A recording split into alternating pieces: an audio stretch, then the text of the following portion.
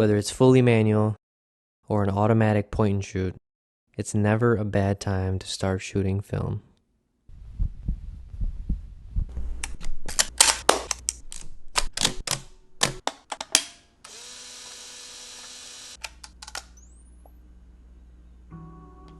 Alright, I get it. You want to be a hipster now and shoot some film photography. Where do you start? Well, so far I've had success buying 2 film cameras, and that's the first place to start. Where the heck do you buy these things? The easiest way to buy a film camera, and probably where you're going to have like the best luck, is online. One of my cameras I got from good old eBay, and then the other one I got from Mercari, which that was a first time thing for me, but it ended up being not a bad deal. I'm going to show you what you need to search and maybe give you a couple ideas for first time cameras, and then what you should be looking for in these posts to figure out if it's the right camera for you. Alright, so head on over to eBay and we're going to search for my film camera. We are going to type in Minolta X570, and it's as simple as that. You're going to pick the camera that you want to buy and just type it in eBay, and the same goes for Mercari, which I'll show you guys. So you're scrolling down, you're looking at all these listings, and you're like, I don't even know which one to buy. I know which one I can afford, but which is a good camera to buy? The first thing I do when I look at these listings is I try to find one that says the camera has been tested. So if you look at this one right here, it says that it has been tested. Now, what does that mean and why is it important?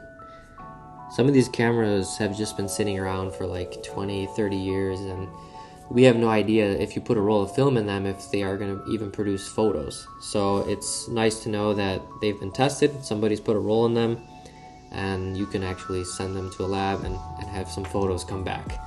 That's why we're buying the camera. The reason I really like this listing is because almost all of the things I'm going to tell you to look for are pretty much spelled out in this listing. So for example, if you look down here, camera works great. Well, that's pretty subjective. But the first important thing is that the shutter opens and closes. You know, when you push the shutter advance and you press the shutter release button, you want to make sure that it's actually working, because that's basically what's going to create the photo. The next thing, it says that the film advances. So this is really important, because when you put film in your camera, you want to make sure that when you're advancing the film, it's actually unwinding the film, because that is going to move you to the next frame. And sometimes if it's not advancing the film, you'll be stuck with a roll of a bunch of empty frames. This one says the timer works. Not even if it didn't work, it's not really a big deal, but if a timer is important to you, or if you're doing like some long exposure, then that would be important. It also says that the light meter works. It's really nice that the light meter works so that you don't have to use like an external light meter or a light meter on your phone. You can just look through your film camera and know what to do, know how to get your exposure right. So it's really just a convenience thing, but let's say it was broken, you can still get around it. Very clean inside and clean battery compartment. So okay, obviously we want this thing to be clean, but it's important that the battery compartment is clean, and more so that it doesn't show any signs of rust.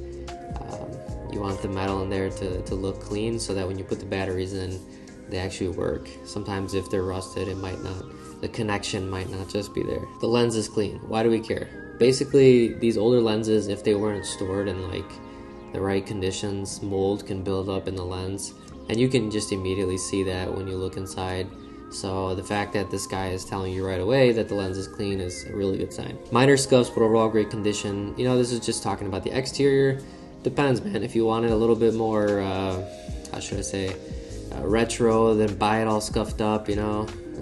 But if you want something that looks brand new, then just read the description and see what it's like. Batteries not included. Most of the time you can find batteries for these at your local battery shop or online. Like, they're not hard to find, so it's not really a big deal. A lot of the stuff mentioned, you can also just kind of like zoom in on the photos and check it out for yourself. I mean, you can see that, you know, this is pretty clean. Another thing I want to add that this guy didn't really talk about is the light seals. So if you look, you see that kind of like spongy looking material that's in the crevices there. That is what prevents light from leaking into your photos.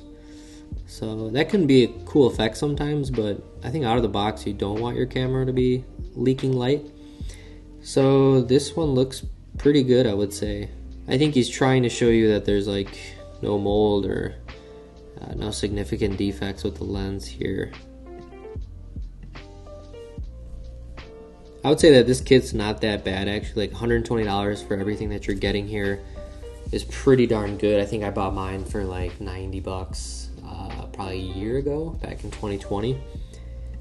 That was 90 bucks shipped, and I didn't even get a second lens. This guy's giving you a second lens. So this is an example of the Minolta X570, the first film camera I ever bought, and it's honestly amazing for a beginner. You know, on eBay or Mercari, you don't have to type in Minolta X570. You can check for the Canon AE1. You can check for the Pentax K1000.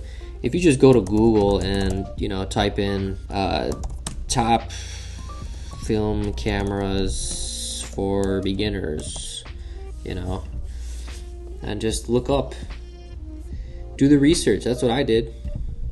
Do the research and figure out what it is that you want in a film camera, and what's going to be best for you. I'd probably go to this one, filter grade. See what they got. Yeah, the Nikon FE2. Alright, even gives you some sample pictures. Canon AE1, I think everybody and their grandma has this one. Olympus OM1, it's another one. That's a very retro looking one. I like the dual tone, which I have that, but my brother's using it right now. Pentax K1000, Nikon FM. Like, look at some of these photos, man. Holga 120, I know nothing about that one. Now, if you go into Mercari, same thing pretty much goes for Mercari. Let's say you're gonna type in, let's say you want to buy the Pentax K1000. You can go in here, look around, see what they got.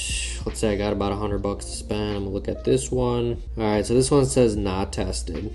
You can kind of see this is in pretty not too hot condition on the outside, but not too bad. You can look at the description. Has not been testing and selling as is. No returns. That's a red flag, buddy. I'm not gonna buy your camera. All right, let's see if we can find a good one for you guys. 150 bucks, new light meter battery. Doesn't really see a lot of these Mercari ones. They're not going to give you full details. They're just trying to make a quick buck. But here's one that's $400. Flashes both working, good working condition. I don't know much about photography, but after some research, all right, yeah, no. If you already forgot everything I said, don't worry. I'll leave something in the description, or I'll make something pop up here, something on the side here of everything you should look for. But yeah, I really hope that helped, and if there's something else that I missed, let me know in the comments so that other people can see. But if you can just follow those couple things I mentioned, then you should end up with a really good camera. Actually, oh my god, I forgot to tell you guys one thing. If you want to find a good camera, you really got to smash that like button and hit the subscribe. That is going to help me out, because I am getting closer to 1,000 subscribers, and it would mean the world to me if you could just do those two things. Thank you guys once again, and I'll see you in the next video.